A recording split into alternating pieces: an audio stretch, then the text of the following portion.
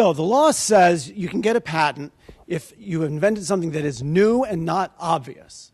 But is that everything? Is everything made by the hands of man, as the sexists say, under the sun patentable, and in particular software? So let's review the recent history. 1851, Morse invents the telegraph. His patent says, the essence of my invention being the use of electric or galvanic current, which I call electromagnetism, however developed for printing characters at any distances. The Supreme Court says, no, you can't have it because you didn't actually describe how you did it. Separate claims where he described his machine do get allowed, but you don't get to say any way of doing it. So 100 years pass and nothing interesting happens. IBM tries to file a patent in the late 60s on turning binary code decimal numbers into pure binary numbers. And they say, and it's not an algorithm, we're going to patent a machine that does the algorithm. Patent says, no, you can't have that. Just saying a general purpose computer that executes an algorithm is still just preempting everyone's use of the algorithm, and so you can't get it. Wow, I actually did that faster. So, Parker v. Flukes, in 78, a catalytic converter that sets alarm limits. If it exceeds a certain temperature of something. The algorithm is actually new, and he says, look, it's an old technique, but I've come up with a new algorithm for it. The Supreme Court, that's John Paul Stevens, says, no, you can't have it, because everything else in the patent was in the prior art. Even if your algorithm is new, since algorithms themselves are not patentable, you can't have it.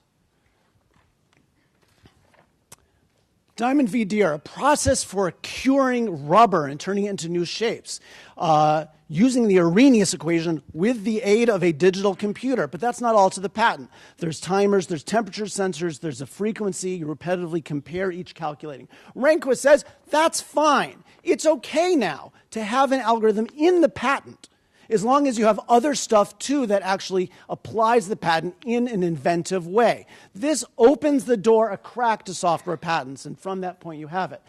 IBM, again, you'll hear this name a lot, tries to patent a new kind of patent. They say, we want to patent a computer-readable medium that has stored on it instructions that, when executed, blah, blah, blah. So not just the software, but actually claiming the CD-ROM as an unpatented article of manufacture. The PTO says, no, you can't have it. It gets appealed. The Board of Appeals says, no, you can't have it. It gets appealed. Shortly before it goes to the Federal Circuit, the PTO drops their oppositions, and even though there's no case law on this, those patents are okay now. State Street versus Signature Financial Group. Signature gets a patent on calculating a share price of a particular kind of mutual fund called a hub-and-spoke mutual fund. And they sue State Street, and State Street appeals it. The Federal Circuit says, sure, it's useful. A price is a tangible and concrete thing, so yeah, you can have that. This opens the floodgates to business method patents. From then on, this is the sort of golden age of business method patents. A case called In re Newton. This guy invents a way of watermarking electromagnetic signals in a certain clever way that reduces noise. But the thing he patents is the signal itself, a signal with an embedded data. He tries to patent that. The Federal Circuit says, no, you can't do that because a signal is not something that you manufacture. It's not a process or a method or a machine. You can't have it. That's probably for the best. If that had gone through, things like downloads, and when you download software, would also be covered by a patent. Invention by a guy named Bilski, a method of hedging risk.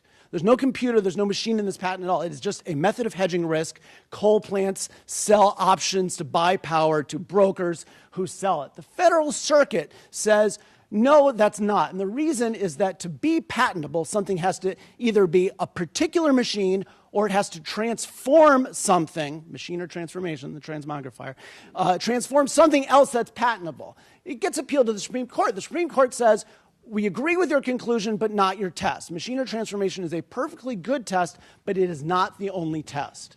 Hands it back down, and that was, for a long time, the state of the art. 3 days before the slides are due, the Supreme Court comes out with a new decision, Mayo v. Prometheus. This is a lab company. They have a patent for treating a disease. You administer this particular drug to someone with that disease. You determine the level of that drug. If you have less, you give them more, and if you have more, you give them less. That's the patent. The Supreme Court says, no, that's crazy. A unanimous decision says you can't have it. Now, what does that mean for software patents? We're not sure yet, but it's probably the most significant test out, so stay tuned. Thank you.